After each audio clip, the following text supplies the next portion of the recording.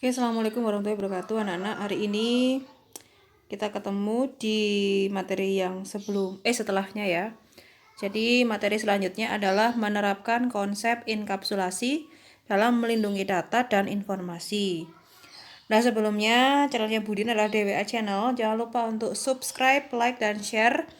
Terus tugas Anda adalah memberikan kesimpulan dan saran. Kesimpulan aja dari materi yang saya bahas hari ini pada kolom komentar pada channel YouTube-nya Budian pada tema topik hari ini. Oke, kita lanjutkan materinya. Sebelum kita masuk ke materi yang selanjutnya, saya ingin memberikan sebuah pesan buat kalian di masa pandemi ini ya. Semoga apa yang saya berikan ini bisa bermanfaat untuk kalian dan juga pahalanya bisa mengalir untuk saya, Anda, dan semuanya ya. Jadi menanam hal yang baik. Kehidupan di masa tuamu itu sangat berpengaruh oleh masa mudamu. Jadi kita masih muda. Jadi siapa yang menanam benih unggul di masa muda, dia akan memanen buah yang berlimpah. Jadi kita masih muda harus menanam kebaikan. Dan siapa yang menanam benih jelek di masa mudanya, dia pun akan memanen buah yang buruk di masa tua. Kecuali bila Allah menyelamatkannya ya.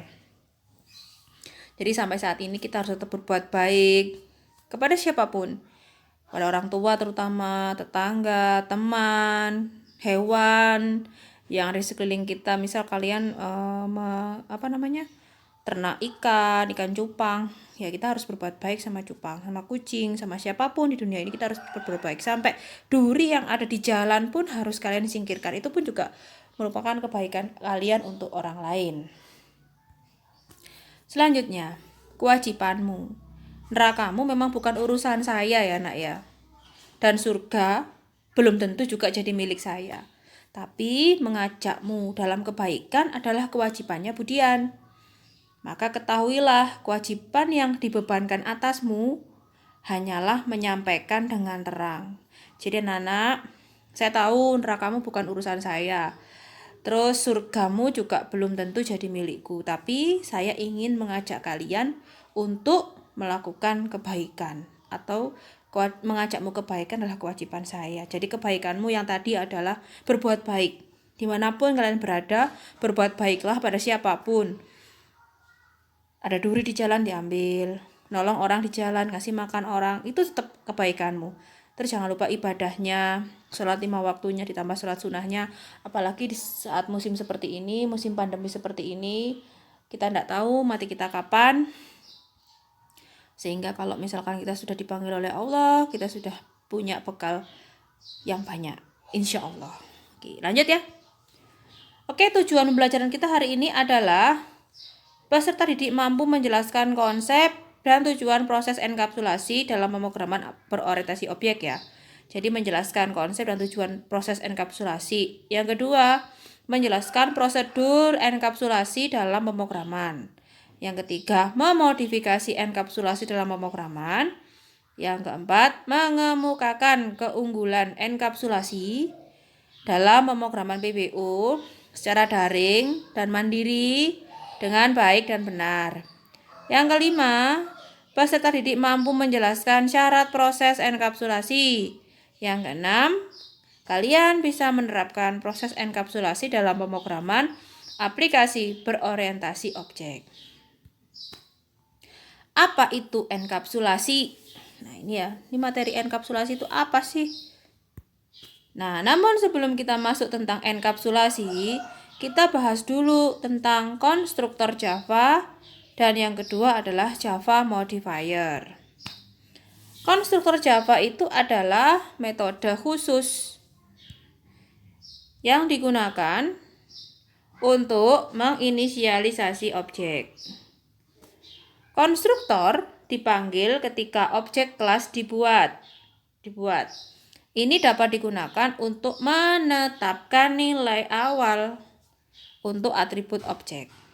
Ya. Bisa dipahami anak-anak ya? Lanjut. Nah, ini contohnya. Perhatikan contoh di bawah ini. Create kelas main. Ini kelas main ya. Jadi kita membuat kelas main dengan cara public kelas main integer x. Create class constructor for the main class. Buat kelas konstruktornya. Public main X sama dengan 5. Nih. Public static void main string args system out print len my object b.x. Nah, ini ya. Kita lihat telaah. Perhatikan bahwa nama konstruktor harus cocok dengan nama kelas. Ini nama konstruktornya harus sama dengan nama ini. Tidak boleh dan tidak boleh memiliki tipe pengembalian seperti void, public, static void main. Nggak boleh, haram ya. Tidak boleh. Perhatikan juga bahwa konstruktor dipanggil saat objek dibuat. Objeknya sudah dibuat integer X ini.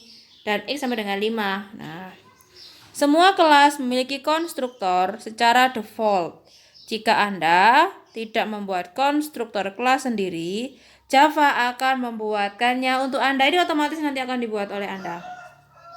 Namun, Anda tidak dapat menetapkan nilai awal untuk atribut objek. Nih, diperhatikan. Lanjut. Parameter konstruktor. Konstruktor juga dapat mengambil parameter yang digunakan untuk menginisialisasi atribut. Contoh berikut menambahkan integer y parameter ke konstruktor. Di dalam konstruktor kita set x ke y. Jadi x sama dengan y. Saat kita memanggil konstruktor, kita meneruskan parameter ke konstruktor 5 yang akan menetapkan nilai x menjadi 5. Nah, contoh parameternya. X sama dengan Y. Ya kan? Public static void main new main sama dengan 5. Jadi ini kalau dicetak hasilnya adalah 5. Gitu ya. Silakan dicoba. Yang selanjutnya adalah modifier. Nah, ini modifier. Sekarang Anda cukup familiar dengan public. Kata kunci yang muncul hampir semuanya contoh kami publik kelas main. Kata publik kuncinya adalah pengubah akses. Artinya digunakan untuk mengatur tingkat akses untuk kelas, atribut, metode, dan konstruktor. Jadi kata publik ini adalah pengubah akses. Digunakan untuk mengatur tingkat akses untuk kelas, atribut, metode, dan konstruktor ya. Kami membagi, mengubah menjadi 2 kelompok. Nih ya, kelompok yang pertama adalah akses modifier, yang kedua pengubah non-akses.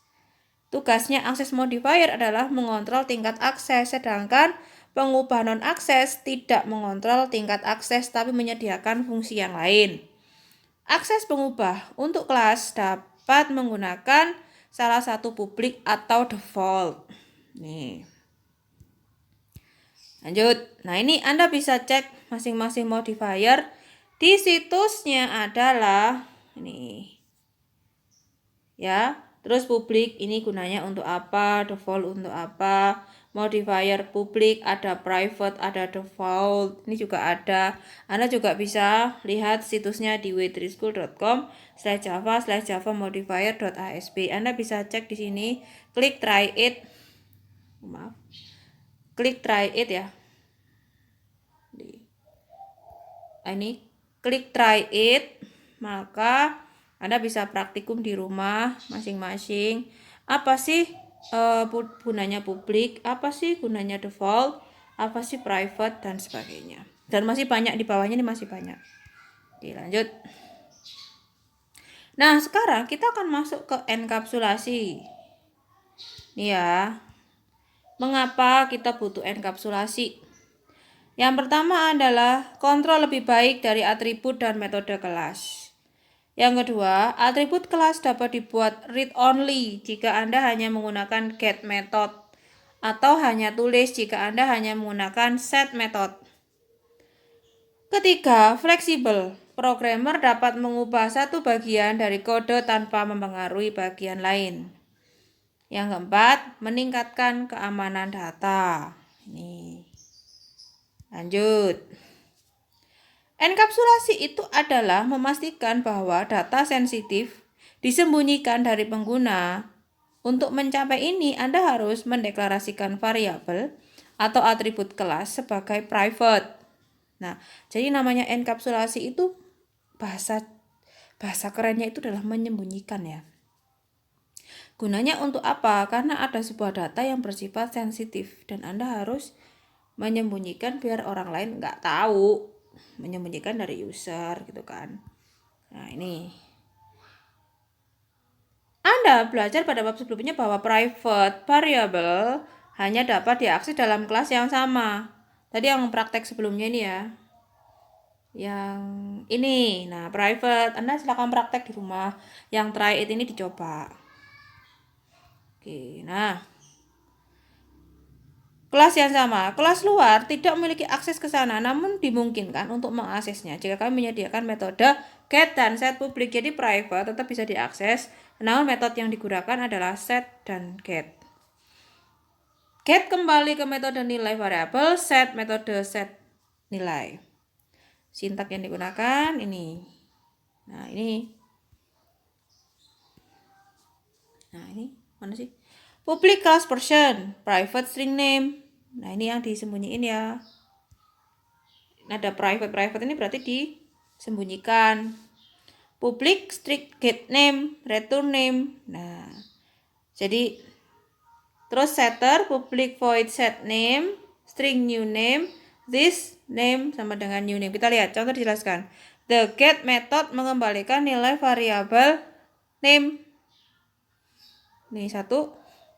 The set metode mengembalikan parameter new name dan menerima ke new name variable. Kata this kunci digunakan untuk merujuk ke objek saat ini, this name ini ya. Namun karena name variable dideklarasikan sebagai private, kita nggak dapat mengaksesnya karena di luar kelas ini. Mana? Private. Nah ini ya, ini di luar kelas berarti ya. Oke.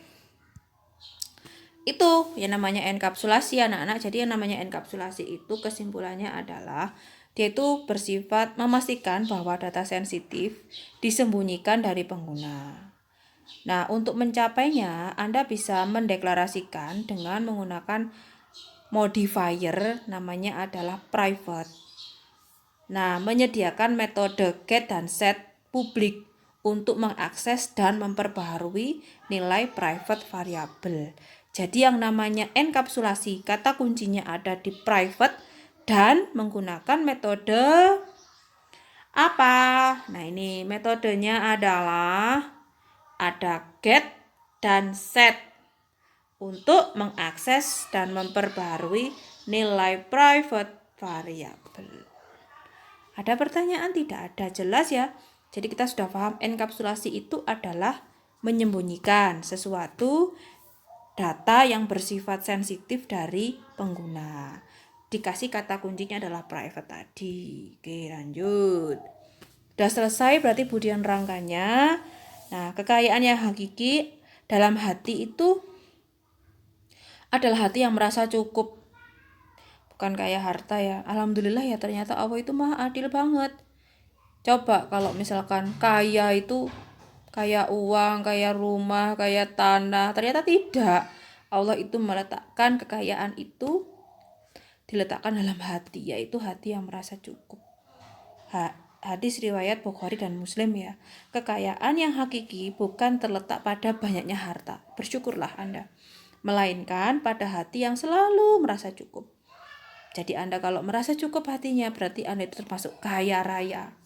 Gitu ya anak ya, ternyata kita sangat bersyukur banget. Ternyata letak hati itu ada di dalam dada kita. Kalau hati kita merasa cukup, berarti kita termasuk kekayaan yang hakiki itu ada di dalam hati kita masing-masing. Bukan banyaknya harta, bukan banyaknya tanah. Ada yang orang punya rumah pengen punya rumah lagi, ada yang punya tanah pengen punya tanah lagi. Ternyata bukan seperti itu. Tapi yang namanya harta dalam dunia ini adalah titipan. Jadi kekayaan yang hakiki ada di dalam hati kalian, yaitu hati yang merasa cukup. Nah ini ya, dari Kementerian Kelautan dan Perikanan, jika masalahmu sebesar kapal itu, yakinlah bahwa nikmat Tuhan seluas lautan. Jadi anak-anak, kita harus bersyukur kepada Allah. sudah diberi nikmat seperti ini. Dari hikmah dari wabah kita hari ini adalah mungkin andaikan tumbuhan ini bisa berbicara, dia akan bilang gini, padahal oksigen itu sangat penting buat kita, cuman kita harus diberi masker untuk bisa menghirup oksigen. Begitu ya. Mungkin andaikan tumbuhan itu bisa ngece kita, dia akan bilang gini, ye manusia kasihan kamu disuruh pakai masker gitu kan. Tapi ya sudah, kita harus patuh pada pemerintah atau ikuti protokol kesehatan, pakai masker, jaga jarak, cuci tangan ya, terus hindari kerumunan. Saat ini perbaiki ibadah di rumah, kerjakan tugas-tugasnya Budian dan Bapak Ibu guru yang lain dengan baik, plus ibadahnya juga jangan ditinggalkan. Sholat 5 waktu, baca Qur'annya, ditambahi sholat-sholat sunnah yang lain, dan yang tadi, lakukan kebaikan sebisa mungkin yang bisa Anda lakukan. Begitu ya anak-anak ya, sekian pelajaran Budian hari ini. Jangan lupa untuk memberi komentar dengan berisi kesimpulan pelajaran kita hari ini pada kolom komentar di channel YouTube-nya Budian ini. Sekian, terima kasih. Assalamualaikum warahmatullahi wabarakatuh.